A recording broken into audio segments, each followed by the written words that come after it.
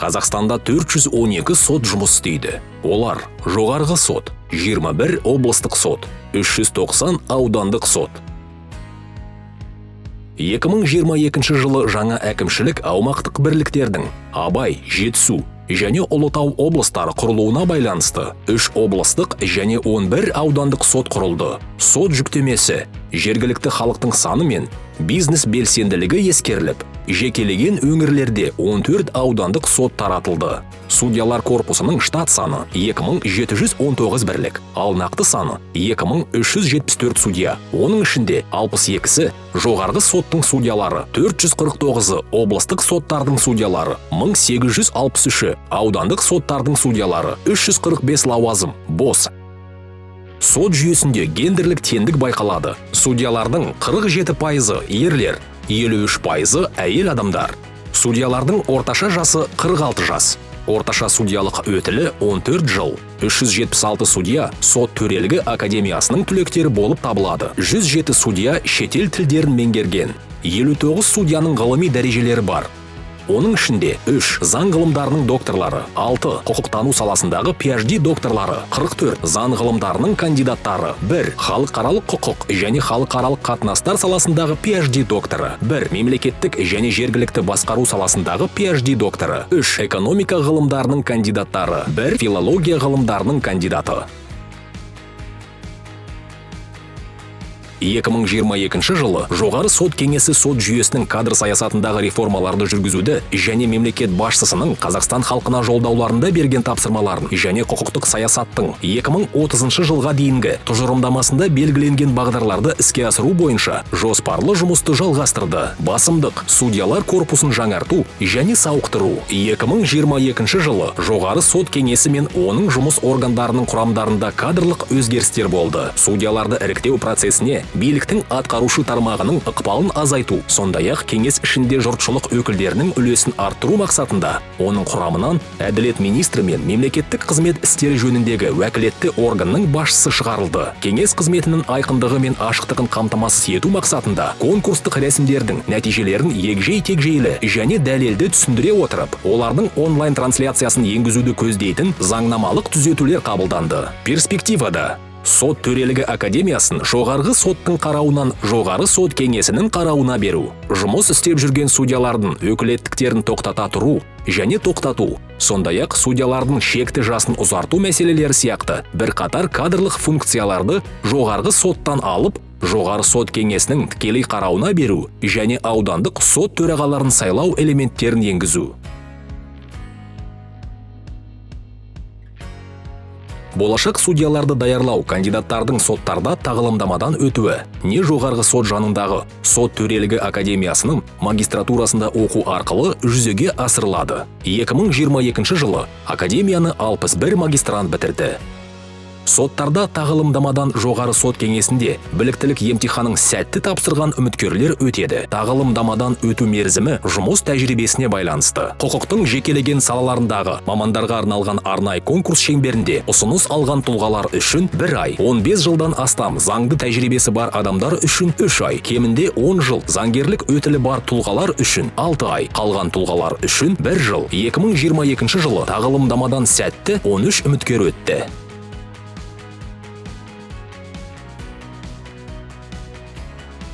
Судья болу үшін үміткерлер 5 негізге кезеңнен тұратын біліктілік емтиханынан өтеді. Заңдарды білуге арналған тестілеу, эссе жазу, кейстерді шешу, психологиялық тестілеу, әңгімелесу және бір қосымша кезең полиграфиялық зерттеу. Емтихан тапсыру тәртібі оңтайландырылды.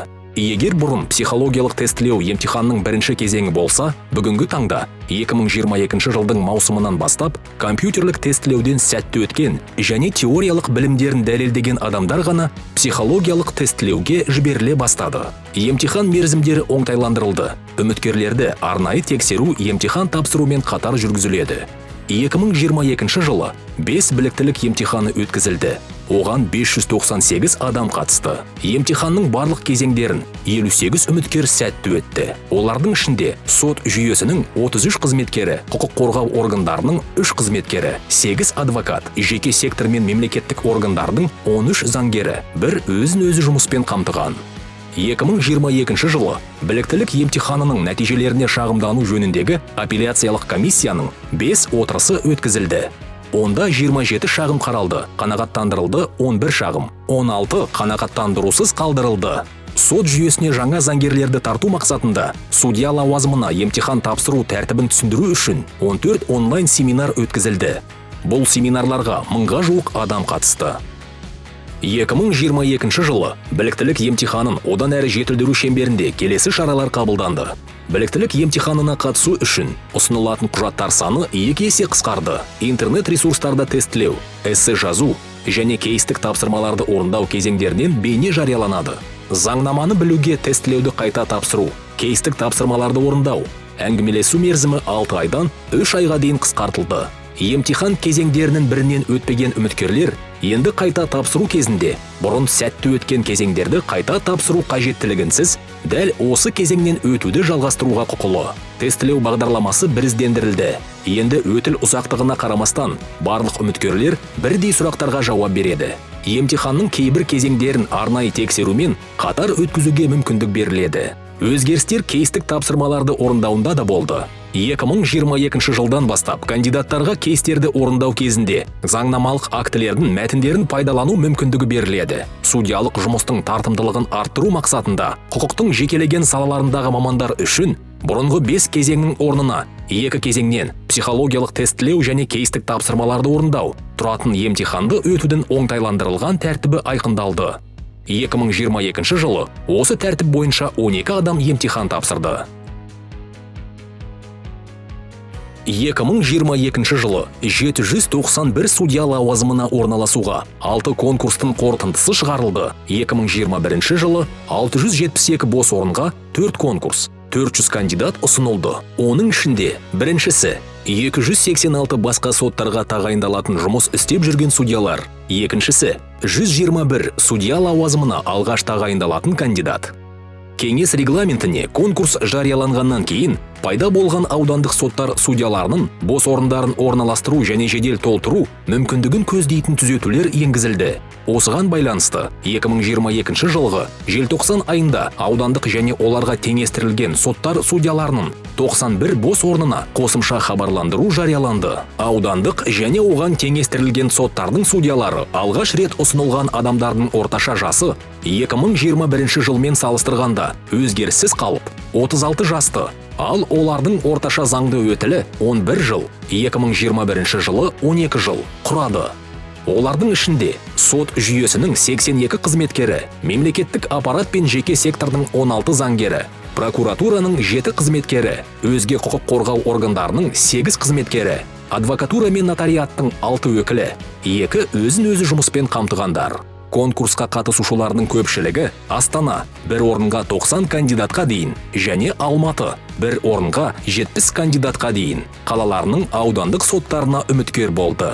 Үміткерлердің ең аз саны алыс орналасқан соттарға конкурстар кезінде байқалды. Мысалы, Атырау облысы Қызылқоға аудандық сотының судьясы лауазымына 1 адам ғана үміткер болды. Бұл ретте 45 аудандық сот төрағаларының бос лауазымдарына үміткерлер мүлдем болмады. Кейбір соттардың штат бірліктерінің өзгеруіне және лайықты кандидаттардың болмауына байланысты кеңес 2022 жылы 392 судьялық бос орынға конкурстар өткізілмеді деп таныды. 2022 жылы кеңес алғаш рет аудандық деңгейден өтіп, облыстық соттарға судьялық лауазымдарға құқықтың жекелеген салаларындағы мамандарға арналған конкурс өткізді. Оның қорытындысы бойынша 2 кандидат Астана қаласы сотының судьялары лауазымдарына ұсынылды.